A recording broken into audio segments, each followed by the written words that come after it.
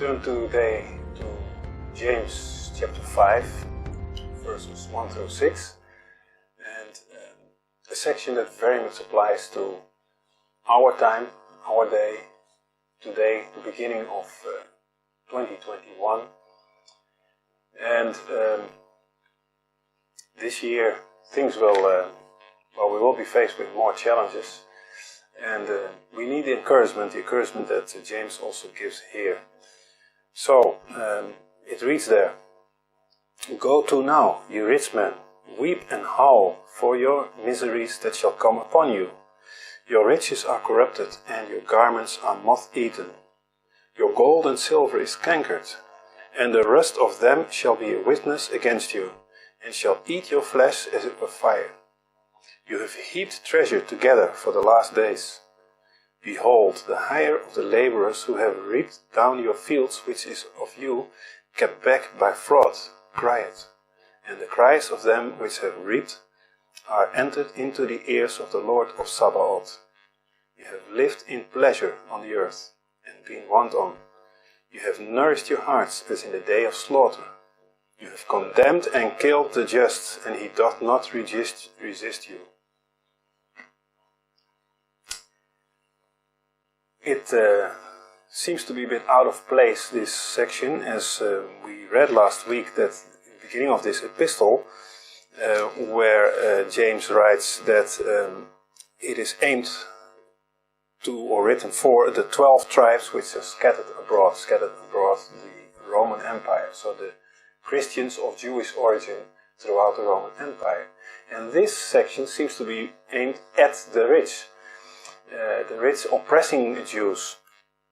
So that seems a bit strange, but in fact it's not really written with the objective for these oppressing Jews to read that, but it's rather written for indeed the brethren, the Christians, as a piece of encouragement to see how God speaks to those oppressing Jews.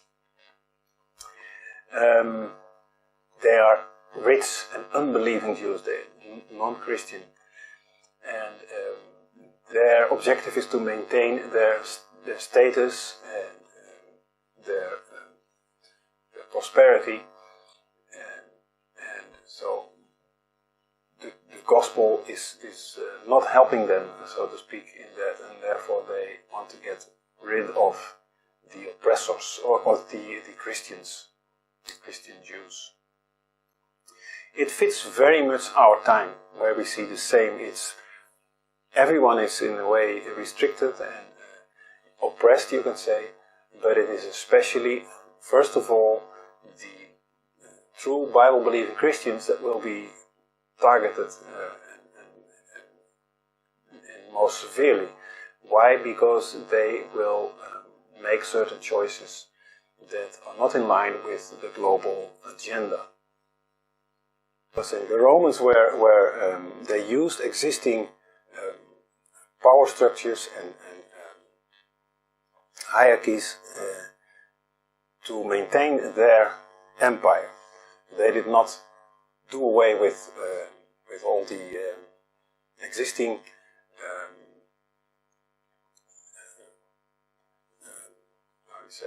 rulers. But they rather kept them in place and just put a governor or something above them, and so that there was stability. So that's why we see that the Jewish establishment was still in place, even inside the Roman Empire. And we see it, of course, in Jesus' days, where it are the rich Jews, the wealthy Jews, the ones in power, the Sanhedrin. They were accusing Jesus, and they had this authority to do so. However, they could not put a death sentence on him.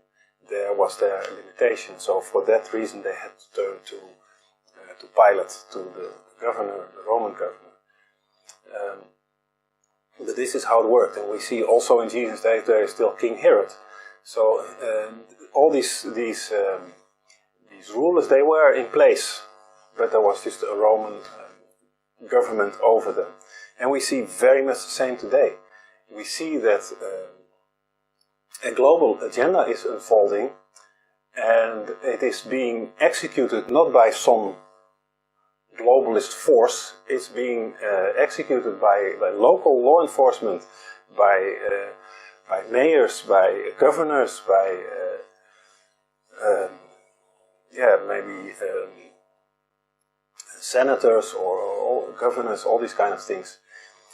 And it goes even so far that in the end your own neighbor is gonna turn you in because you're not wearing a mask or something, or you have too many people in your house. So that's where we're getting. So we can see some parallel in this situation. So it were in particular here the ungodly, rich Jews that were the first line of oppressors to the Christians of those days. The Christians of Jewish origin. And again I would say, what's new? But if we go to James 2, verse 6 and 7, James 2, verse 6 and 7, there it says, but you have despised the poor. Do not rich men oppress you? It's the rich men that oppress you, and draw you before the judgment seats. Do not they blaspheme that worthy name by the which you are called? He is referring to Jews, rich Jews. And they are oppressing you, and they are drawing you before the judgment seats. And for sure, when James was writing this, he thought of his own brother, which was his Lord Jesus Christ, who was drawn before the judgment seat by the Jews, by the rich Jews. And do not they, these rich Jews, blaspheme the God, the name by which you are called? The name by which you are called is Jesus. They blaspheme Jesus. They don't recognize Jesus as the Lord and Savior. So it's very clear what he speaks about. And the style that James writes in chapter 5, where he seems to address these rich men, these oppressors, in the first person, it's a typical style of the Old Testament prophets. If you read Jeremiah, Isaiah, Ezekiel and many others, you see that very often it's the enemy that is addressed first person. Although we know that these prophets often didn't write or speak to them. They spoke actually to the oppressed ones, to the Israelites. So it's you can say a Hebrew style of writing to do it this way. And it diverts the attention from the oppressed one to the oppressor. And in doing so, it encourages the oppressed one, the brethren, in this case. But you see right away after this, we've read now until verse 6, and in verse 7 he says right away, be patient therefore, brethren. And all of a sudden he's speaking to the brethren again. And so it's clear he's speaking to the brethren all the time. He's just showing what God says to their enemies as a way of encouragement. And so it's encouragement for us as well. When we read this, it's you rich men, we see that James is not condemning wealth itself per se, but he is condemning one who's against the Christians, is what I should say. The wealthy Christians he has addressed already in chapter 1. In verse 10, he says to the rich, but the rich, in that he is made low, because as the flower of the grass he shall pass away. So this is what he says to the wealthy Christian. Don't feel high because you're rich. It will pass away. It will wither like the flowers. And Paul gives a similar instruction in 1 Timothy 6, in verse 17. Charge them that are rich in this world that they be not high-minded, nor trust in uncertain riches, but in the living God who giveth us richly all things to enjoy. So don't think that wealth that you obtain, that is any security. He calls it uncertain riches. It can be away, it can be gone tomorrow. You have to trust God. And of course Jesus says similar things.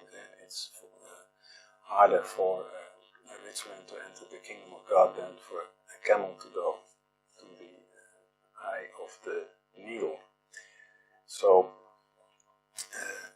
that has been addressed. That is not what James is speaking about here. Now these verses in chapter 5, 1 through 6, we can break them down into 3 sections. And it's very interesting the way it's written. The first verse, go to now, you rich men, weep and howl for your miseries that shall come upon you. It's talking about future. It shall come. So the first verse is talking about future. Verses 2 and 3, it says, your riches are corrupted, your gold and silver is cankered, and the rest of them shall be rich and shall eat your flesh. So it is, at this point, it's present. Riches are corrupted, garments are moth-eaten, and gold and silver is cankered. Present. And then verses 4, 5 and 6 speak about the past. The hire of the laborers you have reaped, you kept back, you have lived in pleasure, and you have condemned and killed the just, is past. So James begins with the present. He shows that, he begins with the future, he shows the present, and he shows the past. So I want to look at these 3 things, but in a different order, from past to present to future. So first we have the past. These are the causes for the judgment that will come on the rich people. And he mentions 3 main reasons. It's good to recognize, because again we see the parallel in our day. First of all, he mentions exploitation in verse 4. The hire of the laborers who have reaped down your fields, which is of you kept back by fraud. It is kept back by fraud. You exploited them. They did the work, and then you didn't pay them. You kept back their lawful wage. And that is doing exactly what God told them not to do. And it could not be more literal. If we go to Deuteronomy, chapter 24, verse 14 and 15, we see where God gives this law. Thou shalt not oppress a hired servant that is poor and needy, whether he be of thy brethren or of thy strangers that are in thy land within thy gates. At this day thou shalt give him his hire, neither shall the sun go down upon it, for he is poor and setteth his heart upon it, lest he cry against thee unto the Lord, and it be sin unto thee. It speaks here about this day, and let not the sun go down, because they were usually day laborers, so they got a day wage. And so that's what it says. If the time comes to give the wage, then you give it. You don't hold it back. This person has worked for it, and he counts on it. And it says also, lest he cry against thee unto the Lord, and it shall be sin. And what does James write in James 5 verse 4? You kept it back by fraud, and it cries, and the cries of them which have reaped have entered into the ears of the Lord. It's describing exactly what God told that they should not do. So they're breaking the law in which they claim to believe, that they claim to uphold.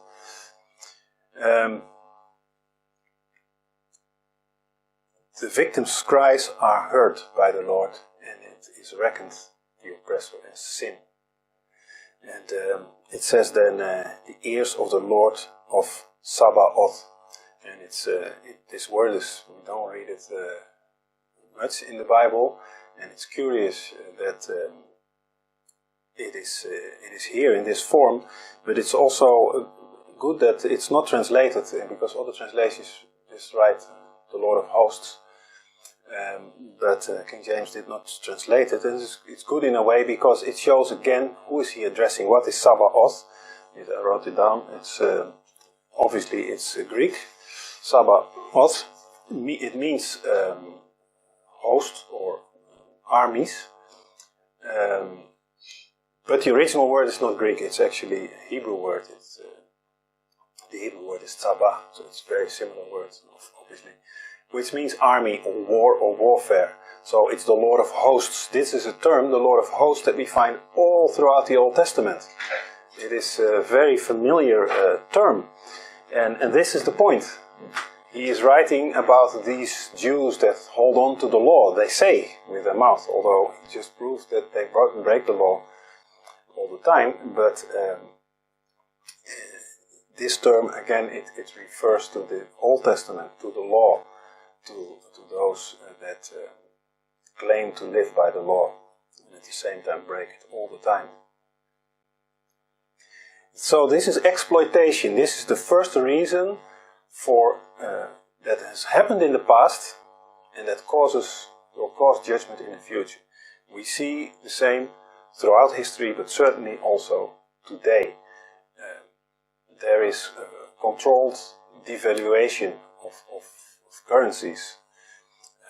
There is a controlled demolition of the economy. That's also exploitation. People have often worked hard for many years and even generations to build up a business, a way of living, a livelihood, and it is just destroyed. It's not because of the situation that it goes on. It is literally purposefully destroyed. It's controlled. And with that, the middle class is being wiped out. There is over-taxation by governments. That's exploitation. There is an inflated debt market. We see billions, literally billions of dollars, euros and whatnot, going from the actual economy, from the people's hands into stock market and debt market, where it's doing nothing but making the rich richer. Of course, then the government said, well, we give you a stimulus check. And we see this, of course, in the United States, but also in other countries, a similar thing. And you get a certain amount, $600, $800, $1,200 or euros. But the stimulus check is not the same as a wage. The wage is held back. There's no more wage. This is just crumbs that fall off the table. So, nothing new under the sun. So that's the first reason. The second reason is lavishness. That is in verse 5. You have lived in pleasure on the earth and been wanton. You have nourished your hearts. So they are living with enjoying all this luxury, and they are basically living wasteful lives. They're just wasting resources, they're wasting time only for the pleasure. And it's on the expenses, of course, of the poor. And the way they live is as if they can do this forever.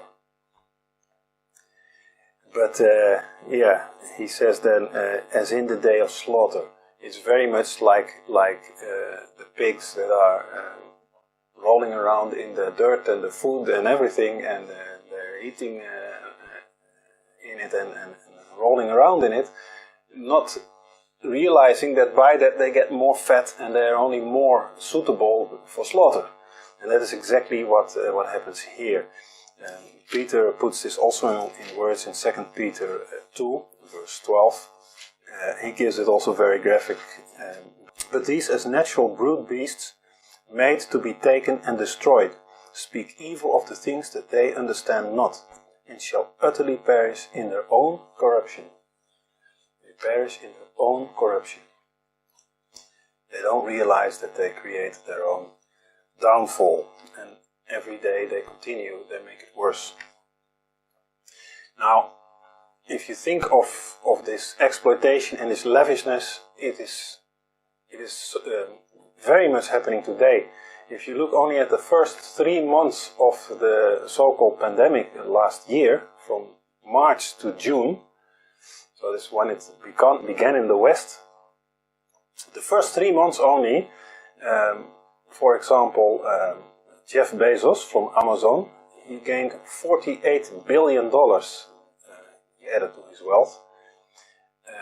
The founder of Zoom added 2.5 billion with a B I'm speaking about. Steve Ballmer, former Microsoft CEO, added $15.7 billion to his wealth.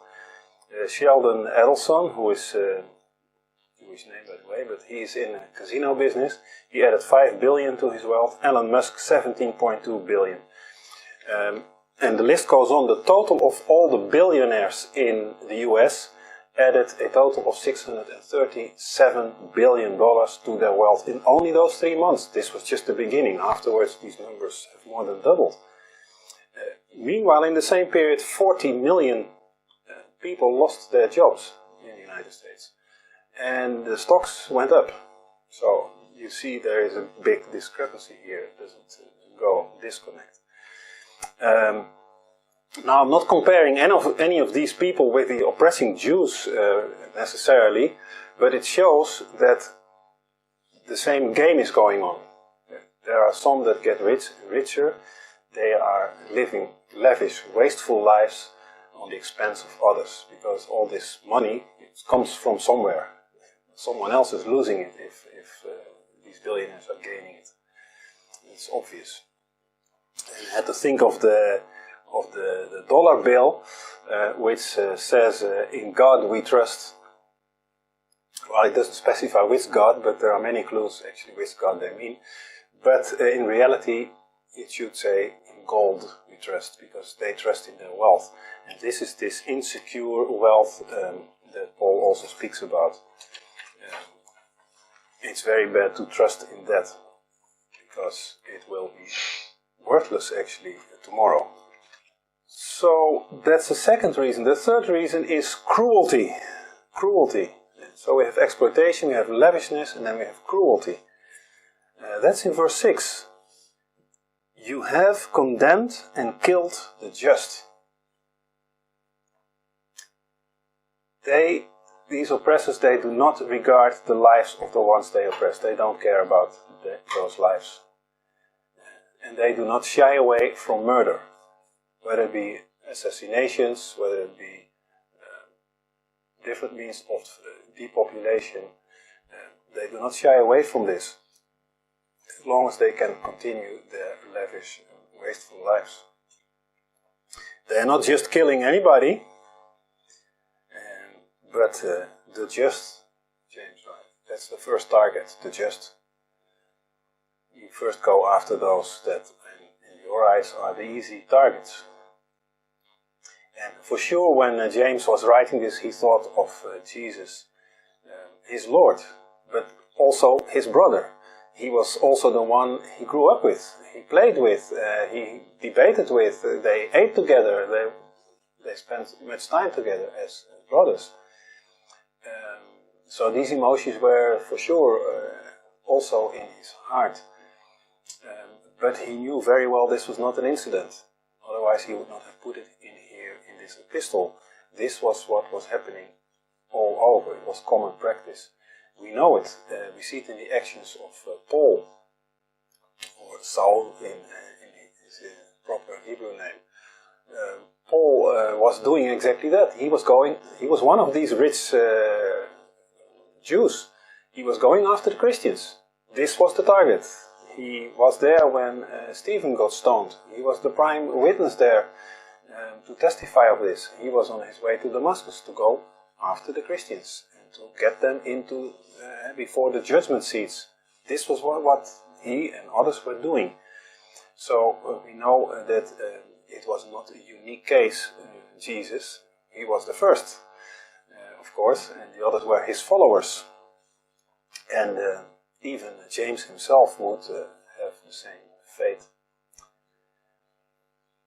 Why? Why were they the targets? Because they were the just, because they were righteous, and the others are not. And so, in order to maintain this evil agenda, you have to get rid of those that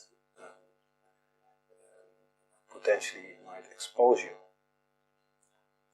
And then James writes, and he, that's the just one that is being killed, he doth not resist you.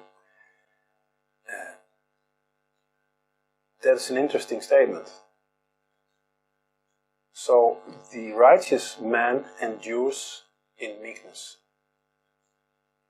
We know that Jesus did so. When he was before Pilate, when he was before Herod, when he was before the Sanhedrin. Of course, he said some things, but he did not go and fight and try to get out of it. We know that Stephen did so. We read this in Acts 7. He also said wise things and true things, but we know also how it ended. And we know that also James himself, he did not resist. It's not recorded here in the Bible, but there are records of his martyrdom. And he did the same. He endured in meekness. It's actually said that before he died, he said the very same prayer for his murderers that Jesus did. Lord, forgive them, they do not know what they're doing. He said the same, James. So they do not resist you.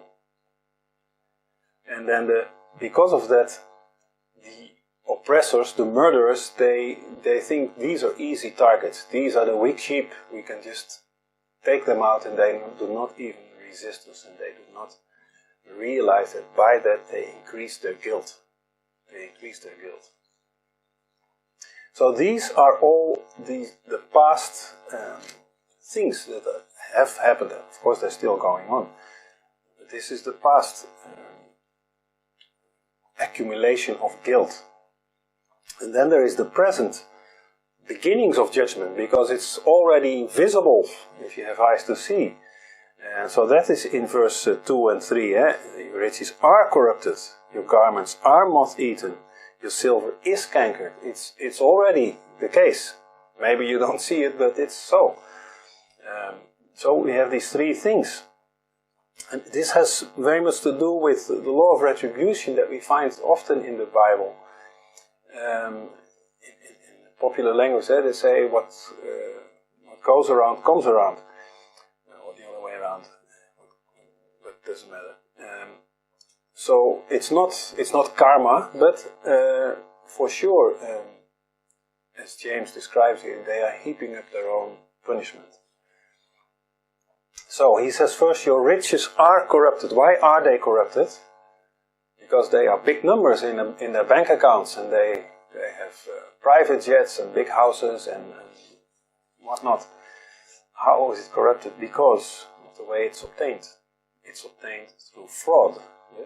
James writes, you exploited others in order to obtain these riches.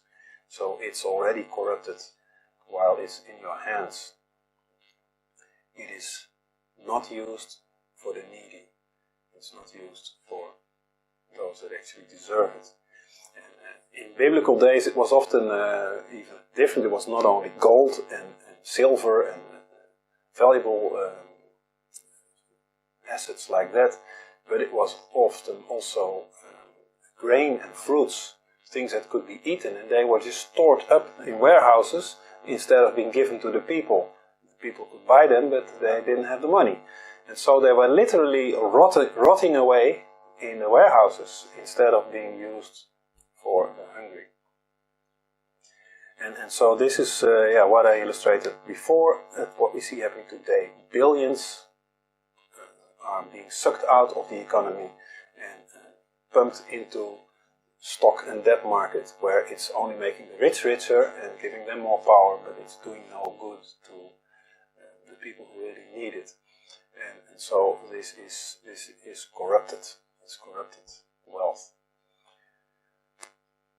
Then it says, your garments are moth-eaten. They are moth-eaten already. Now there are two ways to look at this. What is he talking about the garments? The garments is of course what you are wearing.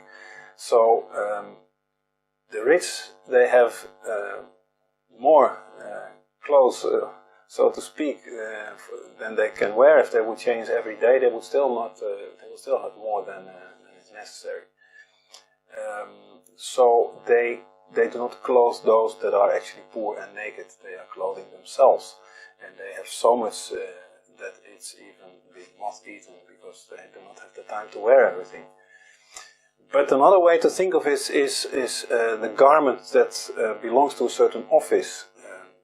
The office of a priest, the office of a king. When a king is not doing his job, he is not executing his office. He is basically figuratively, he's not wearing the garment of his office. He's not wearing his royal garment and rule as a king should do.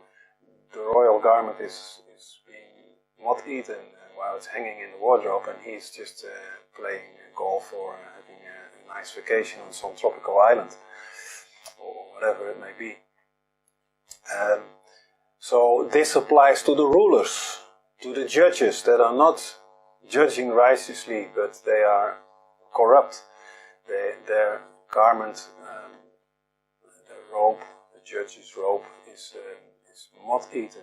It applies to the pastors that are not wearing the garment of their office as shepherd, as pastor. They're not wearing it. They are actually doing other things, and they are part of this corrupt machine. Your garments are moth-eaten, and the third thing he then mentions is your gold and silver is cankered and rusted. Now, gold and silver don't rust easily, but again, it's figuratively. Why is it cankered? Because it's not doing any good. It's not serving anyone. It's morally cankered. And it will be eventually useless. We read in the Old Testament about the last days, or actually when after the judgment comes, that they will throw it in the streets, their gold and the silver, but their bellies will be empty. It will be useless for them too when the time comes. All these things, they bear witness against the oppressor. That is what James writes. They bear witness against them, and it shall burn their souls.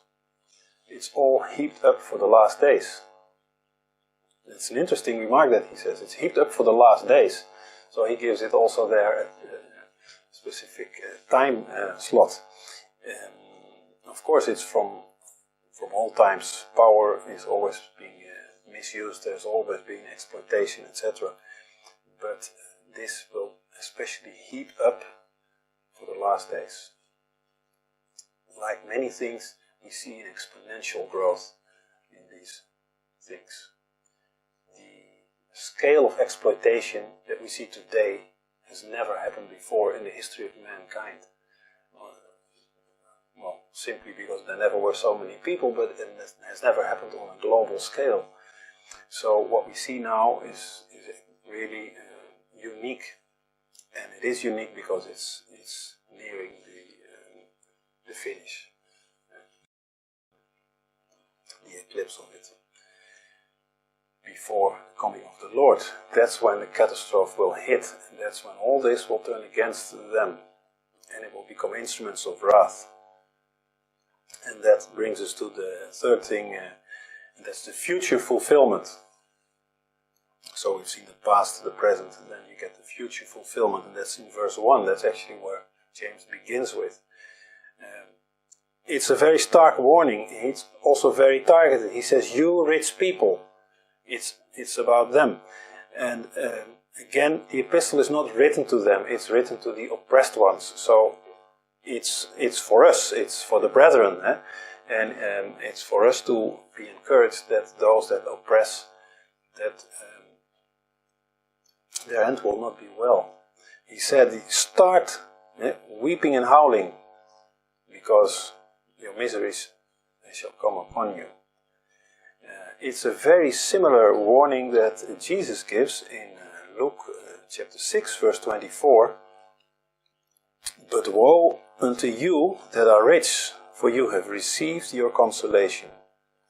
Woe unto you that are full, for you shall hunger. Woe unto you that laugh now, for you shall mourn and weep.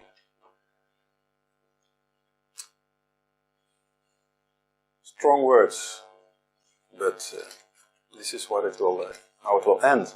And we see in fulfillment, or part of it at least, in Revelation 6, verse 15. We know these verses very well, verse 15 through 17. And the kings of the earth, and the great men, and the rich men, here they are, and the chief captains, and the mighty men, and every bondman, and every free man, hid themselves in the dens and in the rocks of the mountains, and said to the mountains and the rocks, fall on us, and hide us from the face of him that sitteth on the throne, and from the wrath of the Lamb. For the great day of his wrath is come, and who shall be able to stand? They don't care anymore about their wealth and about their beautiful houses and cars and stuff. They just wish that the rocks would crush them and take them out of all this misery. Their insurance is false. Everything they have is false. In gold they trust. They should actually trust in God, in the God of the Bible. That gives security. So their master, the devil, will only laugh. He will not be there when they call upon him in those days. He doesn't care less. He couldn't care less. They served their purpose for him, and they are disposable. So now comes what can we do? Knowing all this about those that oppress us, will actually increasingly oppress us in the time ahead, what do we do? Do we get angry? Do we stand up and fight? Maybe, to some extent, yes, maybe. But above all, and that's really the red thread through James' epistle, we have to execute patience. Patience. And this word has somehow been in my mind for weeks already, actually. A few words: endurance and patience. Those that endure until the end will be saved, Jesus says in Matthew 24, verse 13. James translates it in patience. We read it last week, where he says in chapter 1, verse 3, knowing this, that the trying of your faith worketh patience. Patience is such a great virtue. If we have patience, we will refrain from all other kinds of erratic action, like indeed fighting and protesting and taking it to the streets and turning to violence and all these things. Patience is a whole different route. And the trying of your faith, work patience. It's not just patience, like just wait and see. It's specific patience. He says in verse 8, chapter 5, be ye also patient, talking now to the brethren. Because in verse 7 he says, be patient therefore, brethren. Why? Unto the coming of the Lord. He is coming. Know this. So in all your oppression, in all the limitations, in everything that is working against you, He's coming. Just be patient. Endure until the end. And then in verse 8 he says, be ye also patient. Establish your hearts. What is your heart aimed at? In what does it rest? Where does it find peace? He says, establish your hearts. Why? For the coming of the Lord draweth nigh. This is the point. And this is where we are today, beginning of 2021. The coming of the Lord draweth nigh. We see all these things ramping up massively, but this is what we're heading to. He's coming. We have to be patient. We have to endure. It will get harder. It will get harder as we get nearer. And so these are really words of comfort to us.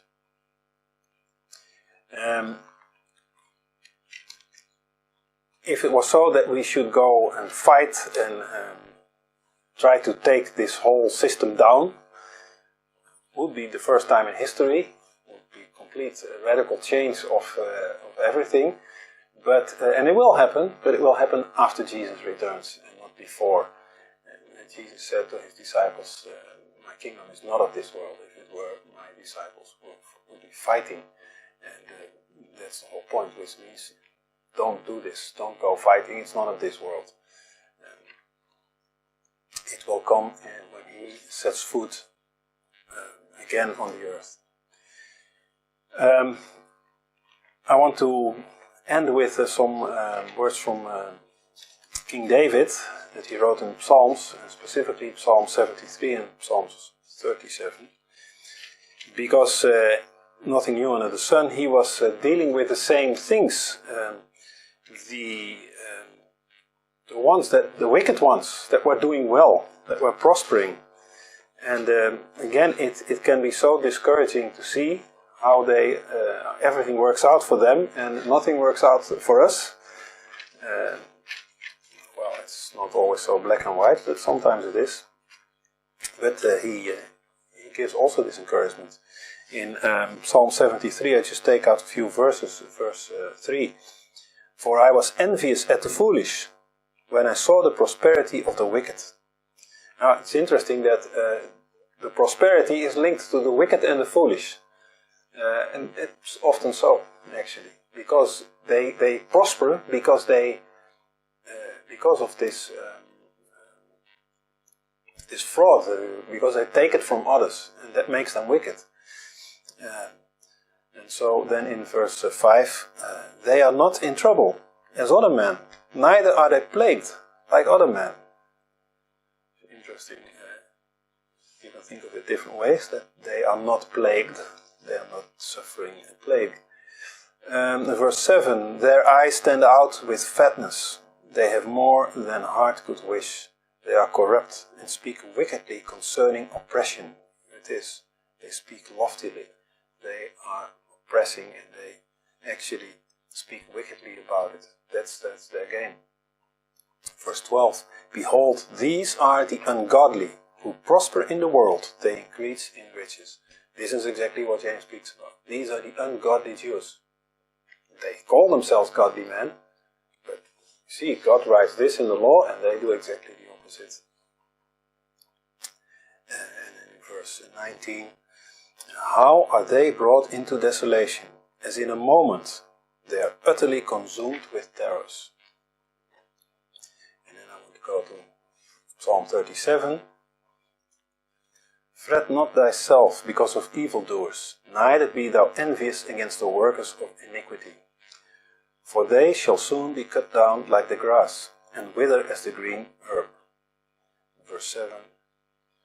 Rest in the Lord, and wait patiently for him. Fret not thyself because of him who prospereth in his way, because of the man who bringeth wicked devices to pass. And then verse 34 finally. Wait on the Lord.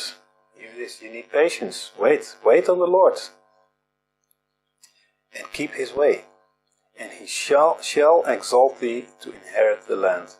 When the wicked are cut off, thou shalt see it. Patience is what we need. Patience is a great virtue, and again, it's the red thread through the whole epistle of James. And all he describes and all the advices he gives and the wisdom, he begins and he ends with patience, and not just patience, but patience unto the coming of the Lord. Establish your hearts, for the coming of the Lord draweth nigh.